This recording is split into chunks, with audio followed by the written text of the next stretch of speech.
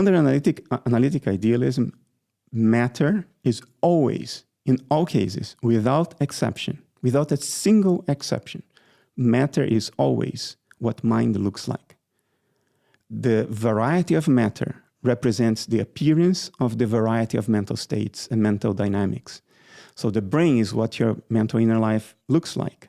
The inanimate universe is what the mental inner life of mind at large looks like. Matter is always what mental states look like under analytic idealism.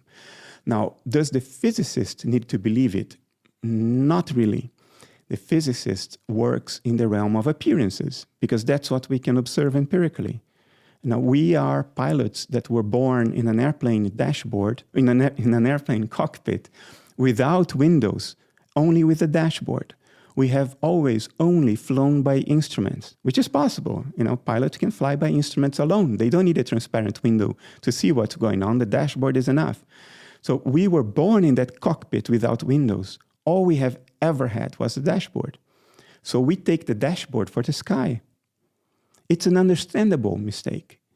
It is a mistake, but it's a forgivable one. All we have had was a dashboard, so we mistake reality for the dashboard. We think the dashboard is the sky, is the reality outside. That's the dilemma of the physicist. The physicist only has the dashboard. In other words, the material or physical universe. And they find correlations between the movement of the dials in the dashboard. If one dial goes this way, another goes that way. And the physicist will say, well, this dial movement caused the other dial movement. No, both movements were caused by a mental state behind, outside the airplane, behind the dashboard. But it works as though one dial caused the other. And we can create all of our physical theories that way by pretending that causality is a dashboard thing.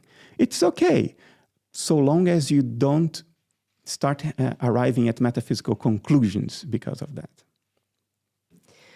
Of course, analytic idealism is not a scientific theory, right? It's a philosophy. Correct.